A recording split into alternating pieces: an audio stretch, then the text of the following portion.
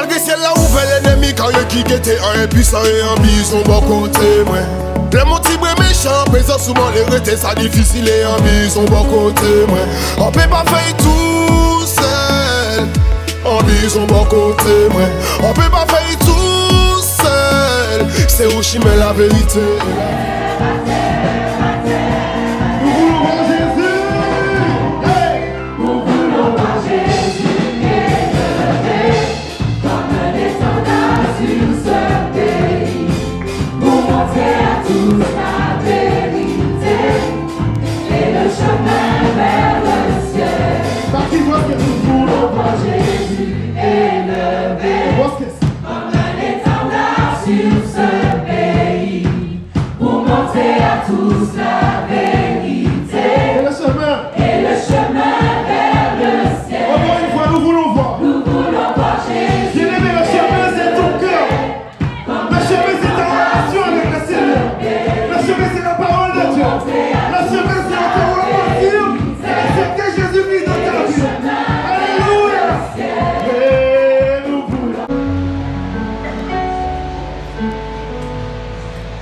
Verset 46.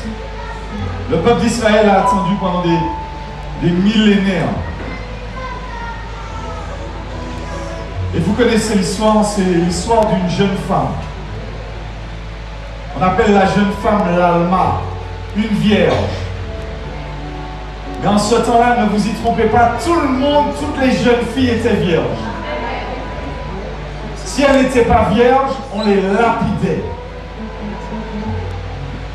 Et vous savez, Dieu fait des choses surprenantes. Une fois, j'avais une élève, elle m'a dit, non mais franchement, monsieur Angon, franchement, vous pensez qu'une vierge peut devenir enceinte?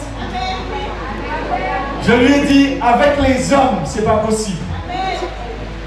Sans avoir un homme et une femme, on ne peut pas avoir de bébé. Mais avec Dieu, rien n'est impossible. Et je lui ai dit, c'est ça le mystère. C'est que où les hommes sont limités, Dieu, lui, est illimité. Dieu est illimité. Il sait où il va. Il n'a pas fait les choses et puis se gratte la tête pour se dire, maman, quel problème est? Ça, c'est toi qui fais ça. Mais Dieu ne fait pas ça. Dieu a déjà la solution. Avant même que le problème ne soit, Dieu connaît déjà sa solution. C'est pourquoi, mon frère, ma soeur, ne laisse pas l'ennemi te voler ton adoration à l'éternel. Pas quitter l'ennemi fait ça. Et on va voir premièrement Marie, une adoratrice. Et on va comprendre. On va comprendre comment l'ennemi nous vole, comment c'est un voleur. Et vous savez, le monde attendait que quelqu'un qui soit sans péché arrive sur la terre pour nous délivrer. Et les hommes et les femmes n'avaient pas compris, mais dès le commencement, Dieu avait déjà annoncé la postérité de la femme va écraser la tête du serpent. Parce que tous ont péché. Depuis Adam, on a récolté l'histoire d'Adam, on a récolté la contamination du péché. Car tous ont péché et sont privés de la gloire de Dieu. Il n'y en a pas un seul qui n'a pas péché. Tous ont péché. Mais la Bible nous montre ça, qu'il y a un seul qui pouvait être sans péché. C'est Dieu lui-même incarné. Et c'est ce qu'on va voir. On va comprendre l'histoire. La Bible nous dit dans Luc 1 qu'elle reçoit une visitation. Dieu envoie un ange. Et il lui dit, Marie, tu es bénie. Parce que l'Éternel t'a choisi pour être son réceptacle. Il t'a choisi pour être celle qui va enfanter l'incarnation de Dieu. On est là ou on n'est pas là? Qui est là ce soir? Alléluia. Marie était une jeune femme de condition pauvre. Marie, c'était une adoratrice. C'était quelqu'un qui aimait particulièrement le Seigneur. Vous savez, il y a des gens qui aiment Dieu par religion, mais elle avait vraiment une passion pour son Dieu. C'était une jeune femme, on pense qu'elle avait environ 15, 16, 17 ans. Elle était déjà fiancée, elle avait ses projets. C'était quelqu'un qui était fiancé avec un homme qu'on appelait Joseph. Elle avait déjà ses projets. Vous savez, en ce temps-là, quand on était fiancé, c'est comme si on était mariés. Les familles se rencontraient, le papa, la maman se rencontraient. Les deux familles se rencontraient, puis ils discutaient de l'accord qu'ils devaient avoir, du contrat. C'était comme un contrat de mariage. Et une fois que les deux familles, les parents étaient d'accord, les enfants suivaient seulement. En quelque sorte, c'était les parents qui décidaient du contrat de mariage. Et cette jeune femme, elle avait des projets. Elle se voyait déjà se marier avec cet homme qu'on appelait Joseph, qui était légèrement plus âgé qu'elle. Et cette femme qu'on appelle Marie, un ange est venu la visiter, lui disant: Marie, ça y est, la prophétie va se réaliser à travers toi. Voici, l'Éternel vous donnera un signe. La Vierge deviendra enceinte, et elle enfantera un fils. On l'appellera Emmanuel, ce qui signifie Dieu est avec nous. Mais crois-moi, l'Église va tout faire pour combattre cette parole-là. Mais comme Marie connaissait les Écritures, elle s'est appuyée sur la parole de Dieu. Et elle s'est dit: ah, je suis la choisie de l'Éternel. Et l'ange lui a dit: je vais te donner un signe. Tu vas aller et ta cousine Élisabeth, elle aussi est enceinte. Elle ne le savait pas, elle n'avait pas de portable. Mais les gars, et ouais que ça t'est fait, il dit: elle est là. Ça fait alors enceinte. Est-ce que tu comprends ça, vous avez là? On va déclarer en l'air la vie, comme pour Dieu qui est par mon signe. Ils savent que ça est arrivé. Ils savent que ça est dit, que réaliser comme lui. On va déclarer en l'air la vie, comme pour Dieu qui est par mon signe. Dis ça à ton voisin, Dieu va te donner un signe. Parce que Dieu ne ment pas. Alléluia. Alléluia. Est-ce que tu es avec moi ce soir? Est-ce que tu es avec le Seigneur ce soir? Le Seigneur va te donner un signe. Incroyable. Une vierge. Lui-même, pas quoi ça, il dit qu'on savait comment demander à faire. Je n'ai pas d'homme. Elle-même ne savait pas que ça pouvait se faire. Parce qu'elle avait des pensées humaines. C'était une femme comme nous. Mais c'était une vraie adoratrice. Et vous savez, quand vous connaissez le cœur de Marie, quand vous connaissez le Dieu de Marie, vous comprenez comment il faut adorer Dieu, comment il faut le laisser nous utiliser. Et il y a une profondeur dans cette femme-là. On parle d'elle dans tous les sens, mais il faut connaître la femme qu'on appelle Myriam, parce que son prénom c'est Myriam. C'est Myriam son prénom, ce n'est même pas Marie, c'est Myriam. Et ce n'est même pas Jésus, c'est Yeshua. Parce que ce n'étaient pas des gens de la Martinique. C'était des gens du système hébreu, avec des traditions, avec des manières de faire.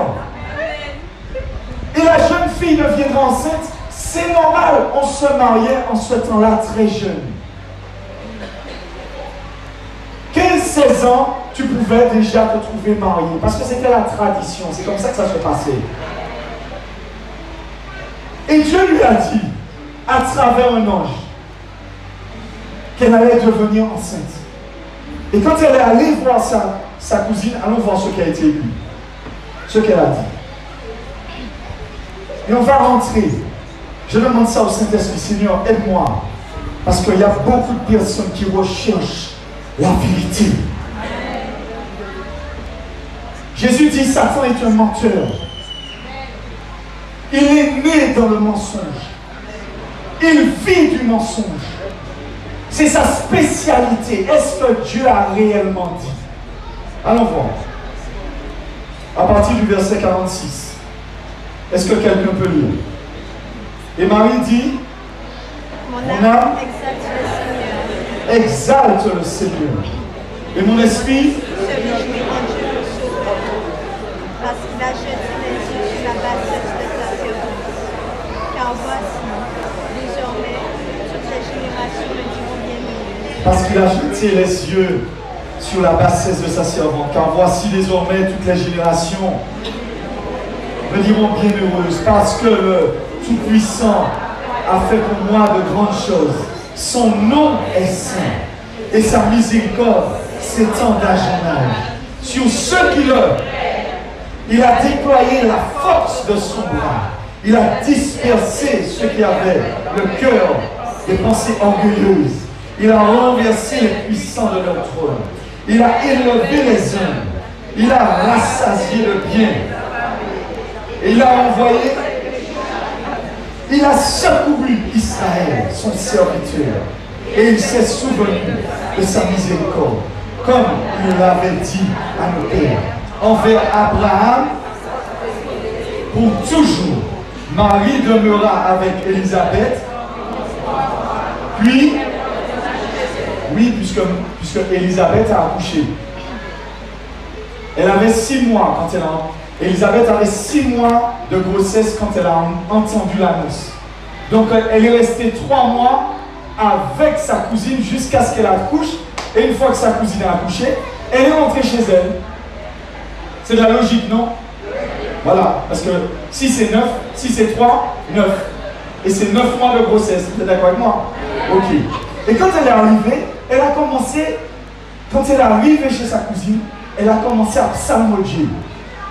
Et quand on voit ce cantique de Marie qu'on appelle le Magnificat, dis avec moi le Magnificat. Ce cantique-là, c'est un cantique qui est tiré de la parole elle-même de Dieu. Ce n'est pas quelque chose qu'elle a inventé elle-même. C'est quelque chose qui vient de la parole de Dieu elle-même. Elle connaissait ses ancêtres et elle connaissait ceux qui prêchent ce que la parole de Dieu disait. La première partie, c'est Anne. Anne qui était une femme stérile. Et quand Dieu lui a donné son enfant, elle a commencé à dire, l'Éternel est grand, il a abaissé les grands, ceux qui sont croix forts, et il a élevé les petits. Tout ça ne vient pas d'elle-même, ça vient des psaumes. Quand elle dit, l'Éternel est le Tout-Puissant, le Seigneur a fait pour moi de grandes choses. Ça ne vient pas d'elle, ça vient de la parole de Dieu elle-même. Mon frère, ma soeur, tu as intérêt à connaître la parole de Dieu. Je vais vous dire quelque chose. Le Dieu de Marie, c'est qui? Parce que pour connaître quelqu'un, le cœur de quelqu'un, tu dois connaître son Dieu. C'est pourquoi les femmes, avant de vous marier avec n'importe qui, apprenez à connaître le cœur de la personne. Parce qu'il peut faire belle Fidji, mais à l'intérieur, c'est un serpent. Qui comprend ce que je dis là? Parce que ce n'est pas le paquet qui fait ce qu'il y a à l'intérieur. La photo chez McDo est vraiment belle, mais quand tu vois le sandwich, il est presque comme quelqu'un qui s'est assis dessus. Qui est là? Non, qui est là avec moi? Non, parce qu'on nous a dit que les gens aiment les mensonges. Arrêtons. Regardons un peu ce que la parole de Dieu dit. Parce que le cœur de quelqu'un, c'est son vrai lui. Le Dieu de Marie, c'est le Dieu qui a créé le premier atome de l'univers. Ce qu'on appelle atome, c'est le premier. Avant lui, il n'y en avait pas. Après lui, c'est ce Dieu-là. C'est un Dieu unique. C'est pas un Dieu qui est multiple. C'est un Dieu qui est un. Et en lui-même, il est tellement un qu'il est uni entre 3 personnes. C'est lui le seul qui est saint. Ça n'existe pas d'autre. C'est le seul qui est divin. C'est le seul qui est tout puissant. C'est lui le seul qui est le roi de l'univers. C'est lui qui voit les cieux et la terre. C'est lui qui a créé toutes choses qui existent, les planètes, tout. C'est ce Dieu-là.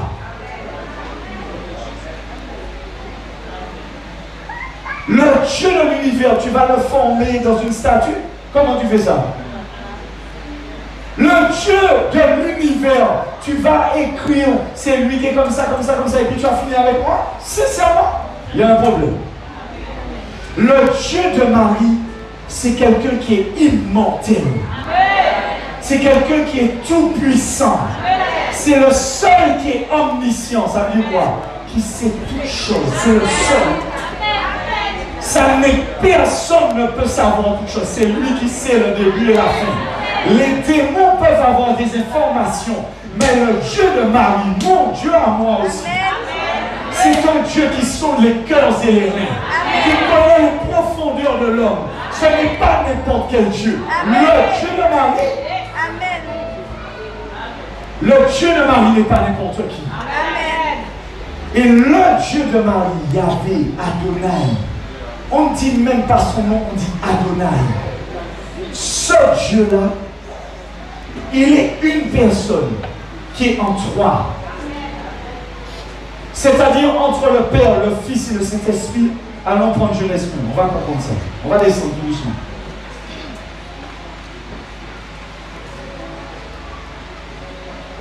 On ne ferme pas Dieu dans une religion. Amen.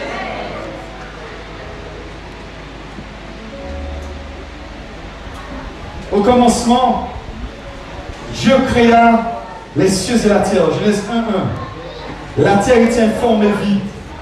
Il y avait des ténèbres à la surface de l'abîme.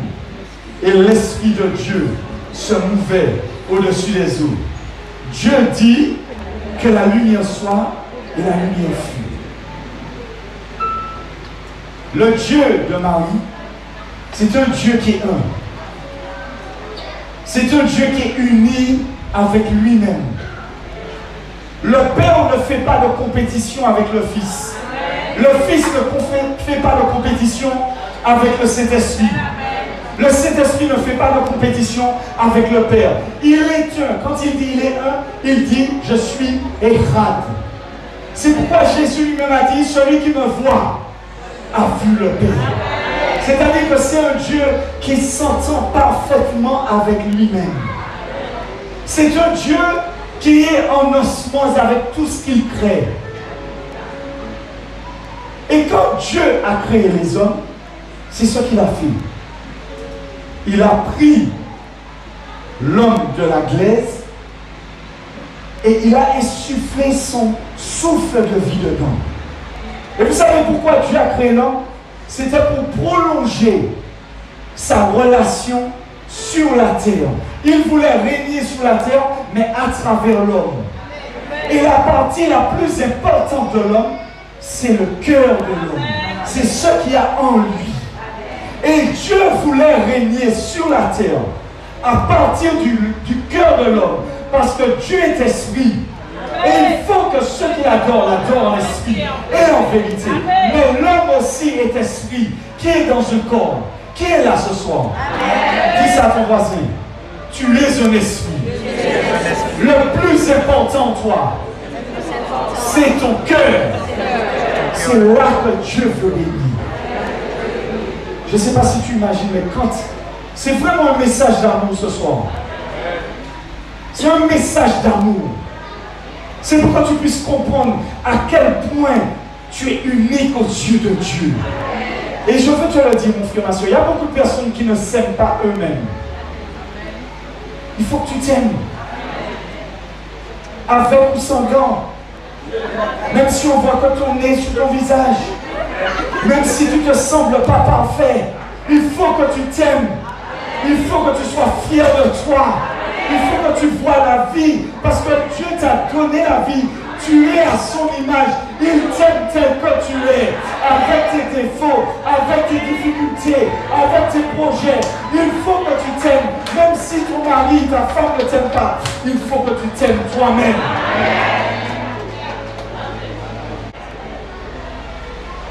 Quand Marie a commencé à parler de Dieu, je vous le dis, mais jamais elle ne se serait permise de prier un autre Dieu que Yahvé.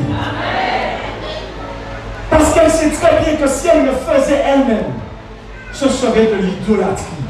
Or, c'est bien marqué dans la parole, tu n'auras pas d'autre Dieu devant ma face. Parce que quand tu fais ça, c'est comme si tu trompes Dieu avec une autre femme ou avec un autre homme. Vous pouvez imaginer, mon mari et puis madame. Madame est là, vous dites. Ouais, je suis marié avec ma femme. Et c'est comme si ma femme me trompe.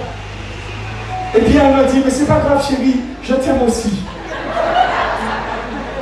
Qui m'a dit qu'il a accepté ça? Levez la main. Non, mais bien, on peut n'importe quoi. Personne n'accepterait ça. Avoir l'odeur de la personne. Personne n'accepte ça. Dieu, c'est la même chose. Quand tu pries, Yahvé, son odeur s'imprègne en toi. Et dans ton esprit et dans l'esprit de Dieu, vous devenez un seul. Comme c'était au commencement entre le Père, le Fils et le Saint-Esprit. C'est-à-dire une unité parfaite. Qui est là ce soir? C'est pourquoi ne laisse pas Satan détruire ta vie de prière. Une fois que Satan a détruit ta vie de prière, il a détruit la connexion qui est entre Dieu et toi. Et l'ennemi va toujours combattre ça. Mon frère, ma soeur. Et c'est là où on monte dans l'adoration. C'est quoi l'adoration? L'adoration, c'est se livrer soi-même. C'est livrer le meilleur de soi-même à Dieu. Quand Dieu parle d'adoration, il n'attend pas ce que tu lui donnes, mais il attend le cœur de celui qui donne. C'est-à-dire que ton cœur doit être en phase avec ce que tu donnes. Et tes prières sont importantes pour Dieu parce que c'est le moyen de contact entre toi et Dieu, c'est ta vie de prière. Mais crois-moi, l'ennemi va combattre ta vie de prière. Parce que c'est là que Dieu siège. Marie a pris de gros risques. Vous imaginez une jeune femme comme ça? Si on apprend que tu es enceinte, avant d'être mariée, on te lapide. C'est pas comme maintenant. Les gens qui appartiennent à Dieu se tiennent purs. Parce qu'ils savent que leur corps, c'est le temple du Saint-Esprit. Qui est là ce soir? Si tu adores le même Dieu que Marie, garde ton corps bien pur. C'est pour ça que quand elle a été trouvée fiancée, elle a été trouvée fiancée mais vierge. Le Dieu de Marie, parce que les jeunes parlaient de Marie, mais ils ne savent pas de qui ils parlent. Et Marie était une jeune femme pure. Une femme qui adorait Dieu, qui se gardait pure. C'était une femme qui aimait son Seigneur, qui priait Dieu de tout son cœur. D'ailleurs, Dieu ne l'aurait jamais choisi. Si elle avait osé, que ce ne qu'une seule fois, prier un autre Dieu qu'elle. Si elle avait nommé un autre nom de sa bouche pour demander à l'aide, on ne calait pas marabout, on a prié idole, on a gardé statue. Si elle avait fait ça une seule fois, Dieu l'aurait dit, c'est disqualifié. Il aurait dit quelque chose. Qui est là ce soir? Qui comprend ce qu'on dit là ce soir?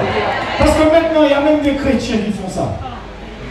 Comme Dieu ne leur donne pas ce qu'ils ont besoin, ils vont chercher une petite solution chez un petit marabout, papa. Mais Sacha, Satan, c'est un mauvais maître. Ou qui est payé ça au café? Parce que Dieu, lui, c'est un Dieu jaloux, mais un Dieu jaloux de la bonne manière. Parce que Dieu veut te bénir. Et il ne veut pas que quelqu'un se mette entre toi et lui. Tu n'auras pas d'autre Dieu devant ma face. Parce que Dieu veut te bénir. Dieu veut te libérer. Dieu veut mettre sa vie en toi. Et il veut te voir prospère. Qui est là ce soir? Qui comprend ce qu'on dit là ce soir? Pas une seule seconde, cette femme pourrait faire ça. Elle se gardait pure. Elle attendait d'être mariée. Et quand Dieu lui a annoncé ça, elle n'avait pas tout compris, mais qu'est-ce qu'elle a dit? Je suis la servante de l'Éternel. Écoute-moi, quand tu sers Dieu, c'est pas avec ta tête seulement, c'est pas avec tes jambes seulement, c'est pas avec ton argent seulement, mais c'est avec tout ce que tu es. C'est un très gros risque de servir Dieu. Quand tu sers Dieu, tu vas te livrer totalement. C'est pourquoi elle a dit, si le Seigneur veut passer dans mon ventre pour venir sur la terre, je suis la servante de l'Éternel. Qu'il soit fait comme le Seigneur a dit pour moi. Parce qu'elle était un objet. Elle n'avait pas offert seulement ce qu'elle avait, mais tout ce qu'elle est. Elle a dit, je suis la servante de l'Éternel. Ma question ce soir, c'est est-ce que tu es la servante de l'Éternel? Est-ce que tu es le serviteur de l'Éternel? Ou bien tu te sers de Dieu pour ton ventre? C'est ça ma question ce soir. Et pas quand tout va bien. C'était très dangereux pour elle. Quand elle a dit oui à l'Éternel, elle risquait la mort. Mon frère, ma soeur, je te dis, les gens qui veulent servir Dieu vraiment doivent s'attendre à ça. À se livrer à Dieu, à être dans des risques, dans des problèmes. Mais elle a dit, mon Dieu, je veux le servir à fond. Et je le servirai parce qu'il est tout pour moi. Il est ma raison de vivre. Je vous dis, l'ennemi va tout faire pour t'ôter cette adoration-là. Tu ne penses pas que ça a été dans sa tête? L'ennemi a commencé à lui dire, ouais, mais on va te lapider si on te voit comme ça.